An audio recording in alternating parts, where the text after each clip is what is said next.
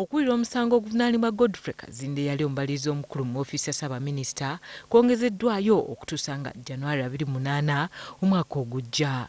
Kino kiddiridde ekitongole ky'amakomera naddala abakulu abaddukanye ku bira ly'oluzira okulemwa okumuleeta mu kkooti avunaanibwe.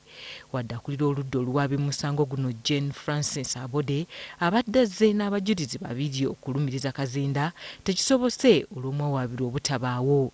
Era omulamuzi naye awuliriziddwa okuyimiriza omusango guno okutuusa omwaka ogujja. Okusinziira ku bakungu abaddukanya ekitongole ky'amakomera tebafunanga kiwandiiko kibagamba kuleeta musibe mu kkooti. Kazinda ali luzira oluvannyuma lw'okuteekebwako omusango gw'okukozesa obubi w'ofiisi ye n'atuuka okufiiriza eggwanga obutitimbe bw'ensimbi. Ebyo ng'obitadde ku bbali, abasajja enzwala za Bulgaria bavunaanibwa omusango gw'okutiginya ebyuma ebiwandula ensimbi n'ekigendererwa eky'okubba ensimbi omujulizi bwe baleese abalumirizi okubba ensimbi.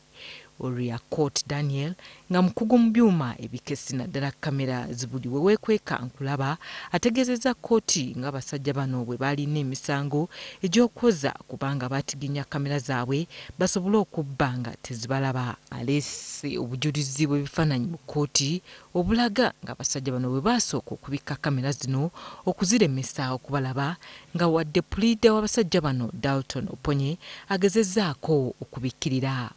Okuwulira obujulizi mu musango guno kukyagenda mu maaso. Harriet Namukasa, Yunusu Ntale, WPS TV, Kampala.